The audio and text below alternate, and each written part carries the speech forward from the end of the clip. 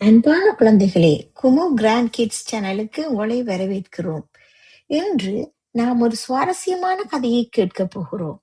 ஒரு நாள் ஒரு தொப்பி விற்பவர் தனது அழகான தொப்பிகளை ஒரு கூடையில் வைத்து கிராமம் தோறும் சென்று விற்றுக் கொண்டிருந்தார்.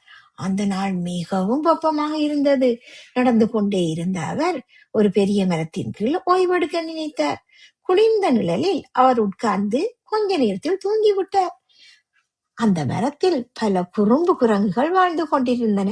தொப்பி விற்பவர் தூங்கிக் கொண்டிருப்பதை பார்த்த குரங்குகள் மெதுவாக கீழே இறங்கின.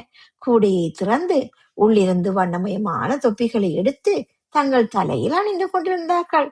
பிறகு மரத்தின் கிளைகளில் கூதித்து விளையாடத் தொடங்கினார்கள். சிறிது நேரம் கழித்து தொப்பி விற்பவர் விழித்தார். தொப்பிகள் எல்லாம் இல்லை என்று பார்த்து ஆச்சரியப்பட்டார். மேலே பார்த்த போது குரங்குகள் எல்லாம் தொப்பி அணிந்து விளையாடி கொண்டிருப்பதை அவர் அவதானித்தார். அப்போது அவர் அமைதியாக ஒரு நல்ல யோசனை செய்தார். அவர் தனது தலையில் இருந்த தொப்பியை எடுத்து கீழே எறிந்தார்.